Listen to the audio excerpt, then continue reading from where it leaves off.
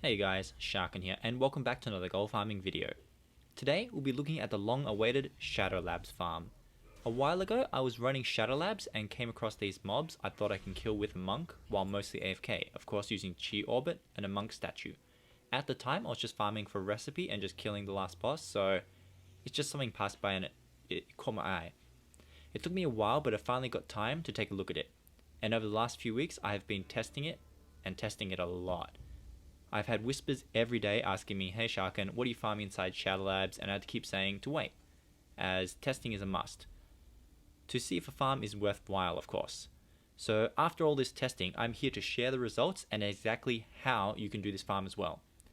First off, the dungeon is Shadow Labs, which is, of course, located in Terraca Forest and is the south entrance in the Orkindan instances. I can't be certain if there is a difference between difference in loot for world drops between heroic and normal, as they are world drops and it's completely random. The only difference is the items you receive.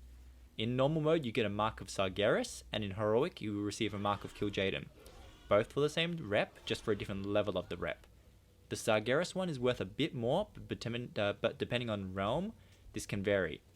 So apart from that, the loot I don't believe has much difference. Now, let's take a look at what I've gotten over the last few weeks. Some days I won't be in Shadow Labs, some days I would spend so many hours in there it's insane. But overall I ended up getting a ton of recipes, ranging from leatherworking recipes, the epic ones, blacksmithing recipes, the jewel crafting recipes. I got a ton of the jewel craft recipes, tailoring world epics, even a blade of wizardry. So there is so many items I got there, like even Nightblade and stuff like that, and I sold the Nightblade for like 95k. The only pattern I really wanted to see is the Fell Steel Longblade, which still I've never seen drop from that farm. This doesn't mean it doesn't drop or it has a lower chance, as we all know it's well drop and anything can happen and it's completely random. Don't expect to come into this farm for a few hours and walk away with a recipe or two. This is just a way for a very, very tiny chance to obtain some of the rarest recipes and epics in game. For the purpose of this video, I'll be running this in normal mode, just to show you how this works.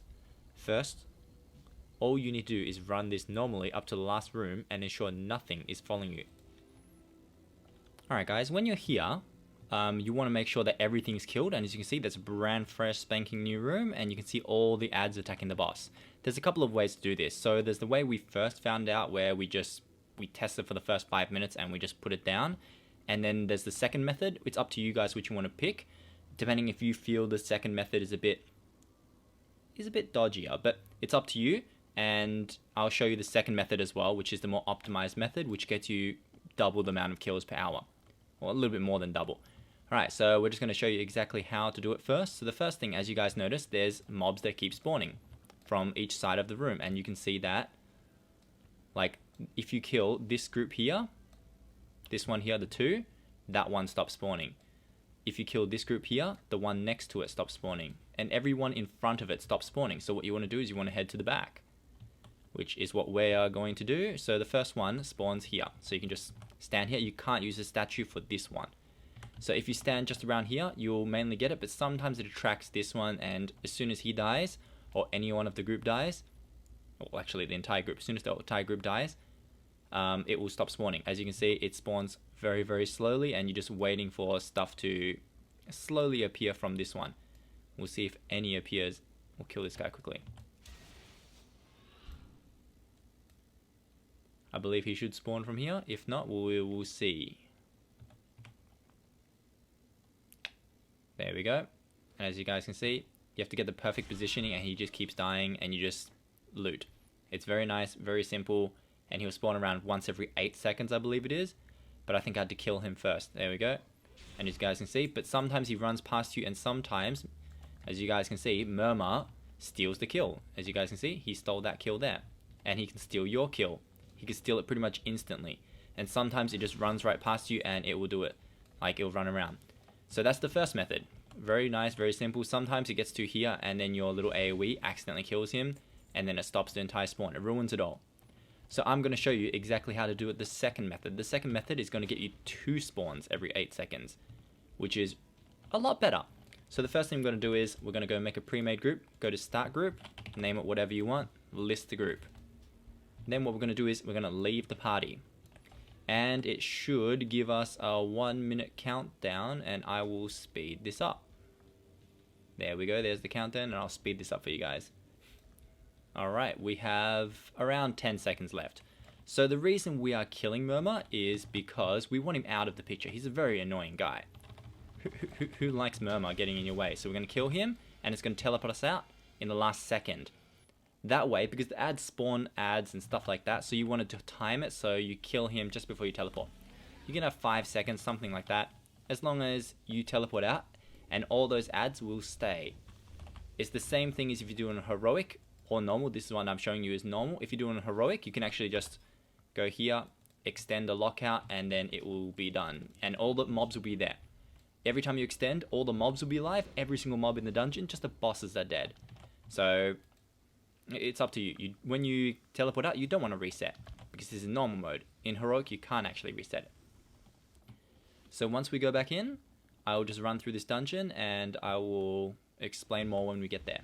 Alrighty guys, we are back in the last room, and as you can see, Murmur's dead. So we pretty much got him out of the picture. He's out of the picture, but all the ads are respawned. If what you do is you do this on heroic and you just extend the lockout, you will see that Murmur won't even be there, and you'll see all the ads exactly like they are, but just not shooting. This time it's shooting. It's not really a big problem. If you spent too long with the teleport trick, you would be a lot more quicker, as in like that they wouldn't be shooting. So it's not really a big problem. As you can see, the ads still spawn, everything spawns. It's just getting Murmur out of the picture. Because when you attack Murmur, you pull the entire room. So what we're going to do is we're going to actually be using this part of the room here. So the final mobs. So this doesn't affect anything, and this one affects the spawn. And as you see, these two are the ones we're going to be killing. So as you can see, those mobs there, the far left one, as you can see, let's just make it square, right? As you can see, when I pull from there, it's going to be too close, and I'm going to pull him. So what we're going to do is we're going to wait for him to go over there, and it's only the first time you pull him. Every other time, don't need to worry. And as you guys can see this little triangle thingy, you want to be on the right side of this triangle. Very nice, easy spot right here. But we're not going to put down a statue, we're going to wait for this guy. We are going to wait for him to go over there. As soon as he's over there, the furthest away, we're going to pull him, and then we never worry about him again. As you can see, I pulled him. Then, after I pulled him, I put a statue down, and that is it. Those two mobs will keep coming to me over and over and over again, and it will never pull this one. I've never had this one pull, and as you can see, every like 8 seconds you'll get 2 kills roughly. You'll have your statue, 15 minutes, and you're wondering why I believe this is a really overpowered farm. We're only going to be doing this for another, like, let's just say if they don't fix it, if they decide to fix it, I don't know what Blizzard's going to do. Maybe they like this, maybe they don't.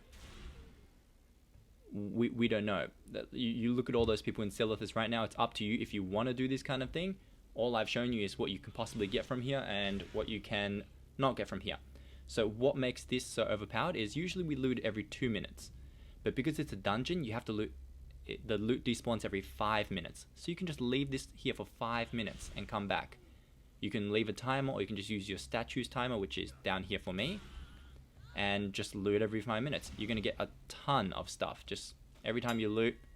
And what luck, I ended up getting up. This is just RNG, of course.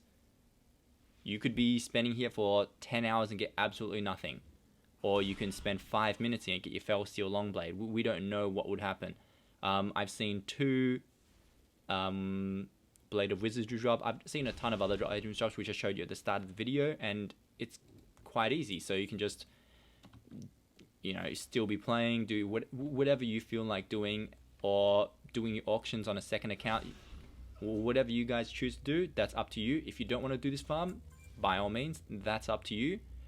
I'm not here to force anyone to do anything. This is just something that I thought I'd just share with everybody if they choose to do it.